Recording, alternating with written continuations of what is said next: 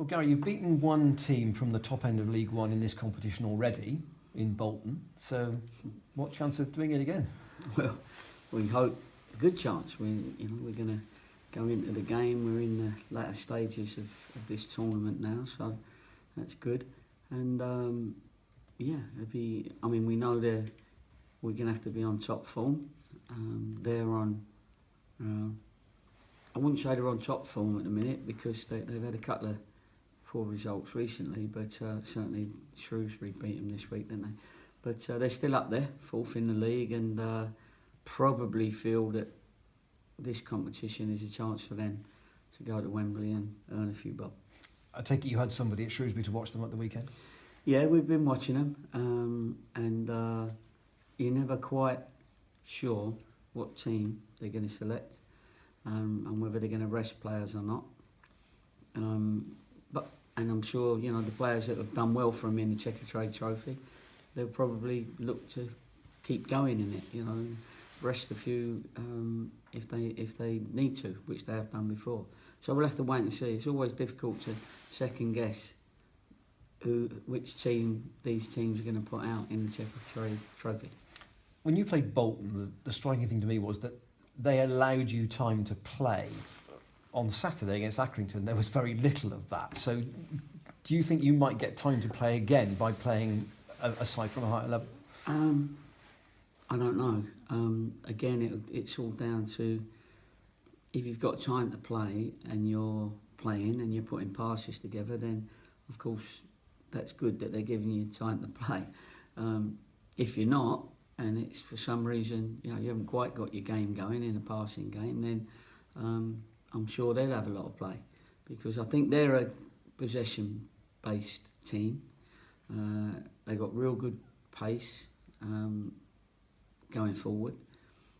Geordie Hawula was with me at Yeovil for a little while, and he showed great pace. He was the unluckiest bloke in the world in front of goal at the time, but his second loans and third loans has been good for him. He has scored some good goals.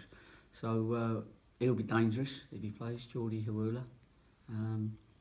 And so, yeah, we've just got to wait and see how we perform on the day. We know what our sort of tactic will be, but sometimes it changes in a game because the opposition are either on top of you or struggling a bit. And in which case, you keep that intent to score a goal as often as you can. After Saturday, is it a pity that you lose Scott Brown and Carl Winchester because they're cup tied? Yeah, and Alex Pike, he's also cup tied for West Ham. He played for them in the Checker Trade Trophy. So yeah, it's disappointing we haven't got them, but the boys that have been doing well in our Checker Trade Trophy deserve those games anyway. Even if they had been available, I probably wouldn't have played them because Kitch hasn't let us down. Barts hasn't let us down. Obviously Pelican, it's good for Pelly to come back in, and it means he hasn't got to spend a week or two not playing. You know, he's played in irritating you? Sorry? Irritating you?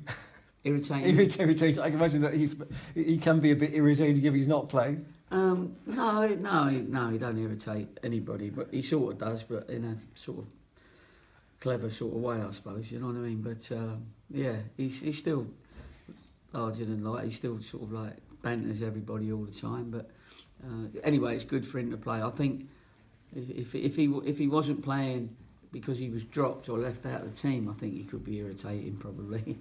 But no, he's like all our captains. They've all had a little spell at it and also taken on a responsibility, not just on that day, but during the week, and helping the young lads and helping everybody settle in. So it felt like a different club over the last week, because you have had quite a turnover of personnel, and you've had two results to back that up, which is what you said you wanted before the game against the young Leicester side. Yeah, that's right. We needed to do that, and we needed the new lads to create a good first impression. We said that. I think they've done that. I think all of them created a decent first impression, and scored 9 goals, let in 1 over the last 2 games, and I thought, look, solid, and it does look a new team. It looks a little bit more assured. It looks athletic, and it's got a couple of wins. So obviously the confidence that goes with that is always good and what we was looking for. I was going to say that creates its own adrenaline, doesn't it? Yeah, it does, because once you get a run of 2 wins, then you're on a little run. It's not a run until it becomes 3, but whatever happens, we need to keep the flow. We need to keep that feeling of enjoying winning, the feeling of enjoying having some possession, enjoy scoring goals. I mean, you can't claim that our boys don't enjoy scoring goals. When you look at, I always look at the celebrations after a goal just to see if there's somebody who's not in it, and then I can think, well, what's the matter with him then? You know, he's either got a toothache or he's not into it all. So I'll pull him and have a word with him. But no, they all celebrate, and they're all happy for each other, and that's a big thing straight away, to get that camaraderie with over 2 or 3 weeks with a new group. We mentioned the prize money last week, so I asked this last one in a advisory kind of sense. Is it almost a free shot, this game? No, because of the prize money, I suppose. But I think your supporters that turn up, they don't want to turn up, and us to see. I know what you mean. You know, everyone's still going to want to win. I want to win. Players want to win. Chairman wants to win. Board of directors and supporters. So that's what we'll try and achieve. But I know what you mean. We're not expected to win. And as I say, Bradford are probably pretty sure that, you know, they would feel that they are one of the favourites to win this competition, as I've just said. But 40 grand will go down well, of course, but it probably will for Bradford as well. So we won't be thinking of that during the game, but it'd be nice if we've won to think, oh, that's handy, that's in the coffers. We'll have to see what we can do with that, but probably all get swallowed up in my bonus scheme for me. No, it don't come to me, by the way. No, it'd be nice to just be there for a rainy day, which it is now. Holman on the bench. Look, this is the last one. Holman on the bench Saturday. Asa Hall not involved Saturday. Would both those two be in the mixer for Tuesday? Yeah, they'd be in the mix maybe, but Asa's been out a long time. You know, I mean, God bless him. He was in the dressing room before the game against Accrington and was sitting in his usual spot in the hope of getting us a place on the bench. But he hasn't. He's only trained for a week. Trained very well, but he's only trained for a week. Holman's sort of been training, and we've worked on his toe. Then he comes back training. So I already had Stoz and Munsey on the bench, Dates, midfield players. So Hawley would have only have sat on the bench. Holman was really the only striker to come on the off the bench. So we decided to stick him on, and if we needed him, if we was 1-0 down or something, or 0-0, then we could have put him on probably for 20 minutes. But both of them have not got a full 90 minutes in them yet anyway. Aside from your bonus structure, what would that 40 grand actually mean? Would it mean you a bit more scope to do something extra in January as to what you're planning? I just think it gives the board of directors more confidence if we've got to pay someone something. You know, everything that comes in. I mean, the thing about this club is what comes in, they give you out. So whatever we earn, so I have to, you know, this is why it'd be great to get going and get a bigger gate, because it's all chicken and egg. You get bigger gates. The board can spend more money on players' wages, which means we can bring in better players. You know, with all due respect to these lads, because I mean we have brought in better players, but every time, not better players, players that can join the ones that we got now that make us a better squad, and then you start competing. So, you know, it's get in as much as you can, and then I can ask different questions. At the moment, I know there's things I can't ask for, but I'm pretty sure that between us we'll know when it all starts coming in what we can ask for. And at the moment, I've never asked for something that they haven't given me, and that's credit to them, but it's credit to the club that we're using what we're getting in, and we will use it. It's fair to say that these next 2 games are a sort of a much stiffer test of where you're at now with this new group. in terms of a top team in League One and a top team in League Two?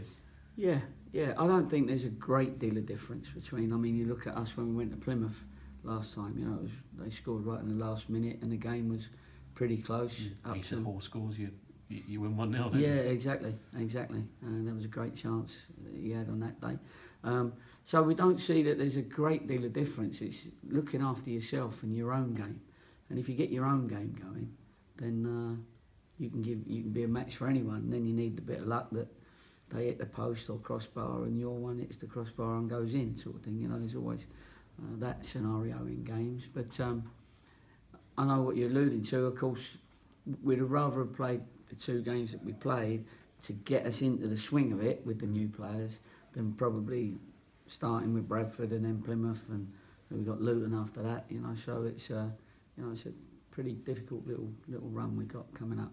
I was going to ask you about James Rowe. He was by everybody's admission sort of an in and out player last year, but in the last 3 or 4 games he looks to be becoming an integral part of that side, and he probably had his best game for the club on Saturday. Yeah, there was always a game in him, always.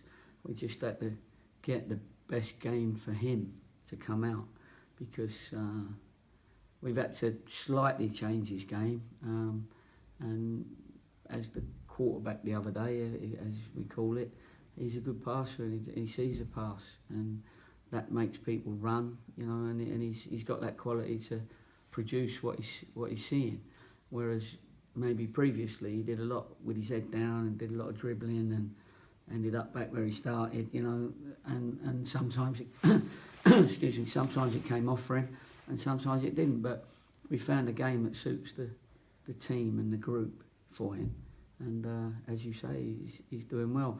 And you know, some of these lads you have to stick by. O'Shaughnessy, I think Cranston, you know, I know Cranston seems to be a little bit in and out with different people, but as a manager you need to give those sort of youngish lads games, and you need to keep playing them so that you know they've got ability, and that ability eventually comes out, hopefully, you know, when it's not too late. But we've given them that first half of the season, and I think some of the players Danny Wright's having his best few games since we joined the league, and he's proving now that he is comfortable in the league, and if he starts thinking that he is a league player and can move on from that as well, then he will. You know, it's you change your thoughts, you change your world. We've mentioned that a few times. Cheers.